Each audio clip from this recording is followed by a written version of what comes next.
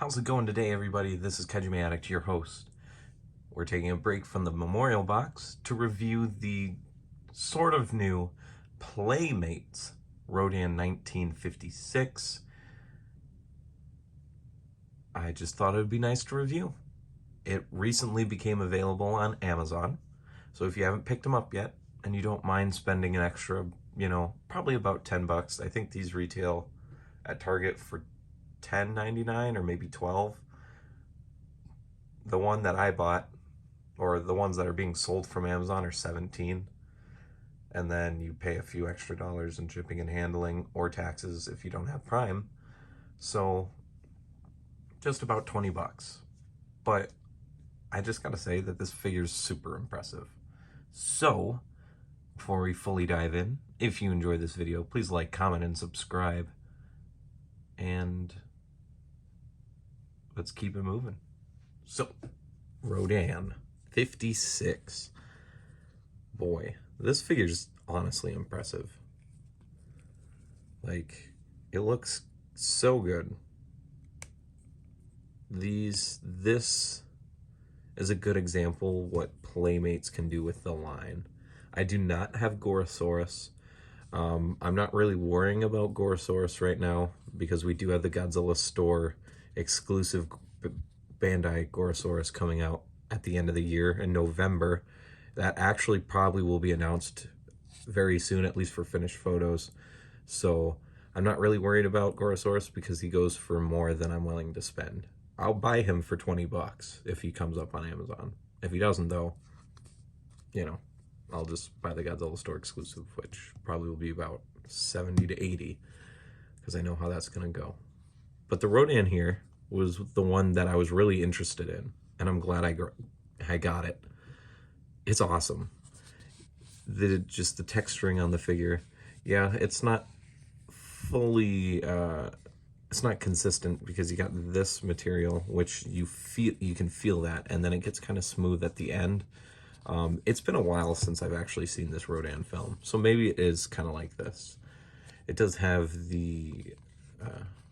these parts of the wings, though. I don't know what it's called for actual biology, but that pattern also is on the back, so maybe this is a purposeful texture change, to which case, I mean, it still looks good, whether it's cheaply done or it's purposely done. The back here, as you can see, there's paint on the back, which is more than what Bandai does, where it has this gold and then it has this almost turquoise aqua color. It looks nice. I don't know if the actual suit has that. If it doesn't, I mean, that's still kind of cool that they added that just so it's not bland. The tail, it's nice. It's kind of like I'm almost 100% sure it's vinyl, but it's kind of a harder vinyl. It's not squishy. The legs also look good. There's a mold line there in the mid-waist.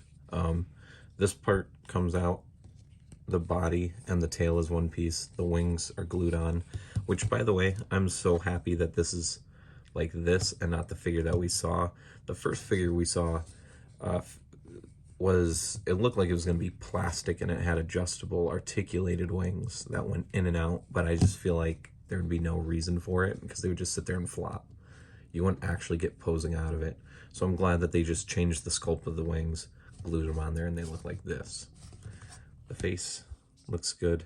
I did post a few pictures of this, and people were saying this kind of looks more like the puppet that's in the movie and not the actual suit, which I would agree with. Just kind of with how the head kind of has that goofy Showa look. Normally really follows the puppets of the kaiju rather than the actual suits. But the top is actually soft vinyl, so you can open and close it. It's probably also a little hot in here. I don't know why the heat's on, but not my choice. There's gold paint on the top here. That's nice. And the claws and the toenails. And of course the belly. The articulation is just the head. But that's really all you need for a vinyl. Yeah, they could have maybe made the legs swivel, but it's not going to really do much, and there's nothing you can do with the wings. So I like it. I do like this. Let's look at the size comparisons quick before this video gets too long. So the next video that comes out, the Memorial Box 68. Rodan is quite a bit bigger, which this isn't accurate. I do believe Rodan's a little bit too big, but I mean, this is also 56. 56 doesn't have any other kaiju besides Rodans. And I feel like you can still make it work. Normally Godzilla's a little bit taller than everyone, but I don't mind. I'm not gonna lie. I don't mind. I don't mind that he's a little bit larger. And because we got a Rodan there, I guess we might as well show one of the other Rodans in the set, also from the Memorial Box. This is the 93 standard Rodan. Just a long way between here to here. Very long way. It makes me do wish that we had a singular point Rodan, because then we could see the oldest iteration and the newest iteration. But Bandai decided not to give us a singular point Rodan yet. Hopefully soon, though. Honestly, I really want one. But that's about it for the video. This figure is super impressive. I talked about it on the Collecto Monster Collectors Facebook group, and I talked about it on Instagram a little bit in a little short video instead of doing like an unboxing. This figure's impressive. I was not expecting this to be this good. Playmates is picking up the game. They're releasing kaiju that we don't have available, which 56 Rodan, there is no Bandai for 56 Rodan. There's not even a YMSF. There's really only model kits, and I believe maybe an X Plus, maybe not even an X Plus. So this is a Rodan that's really not touched, which is odd, because Rodan is part of the big five. You know, Godzilla, Ghidorah, Rodan, Mothra, Mechagodzilla. Those are not in order. I do believe Mothra's above Ghidorah, then it's Ghidorah, Mechagodzilla, and then Rodan's at the bottom. But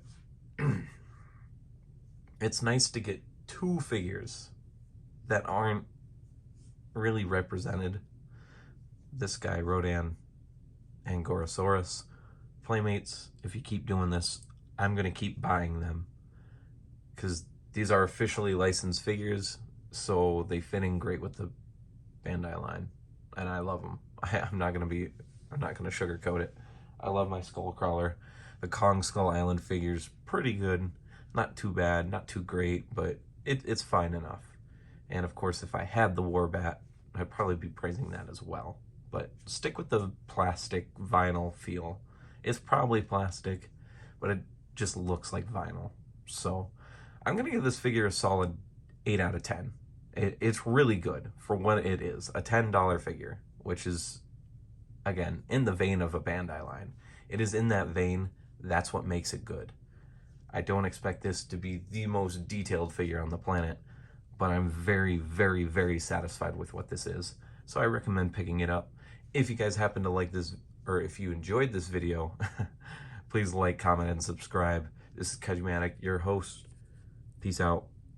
Rock on. Stay safe, guys. I'll see you in the next.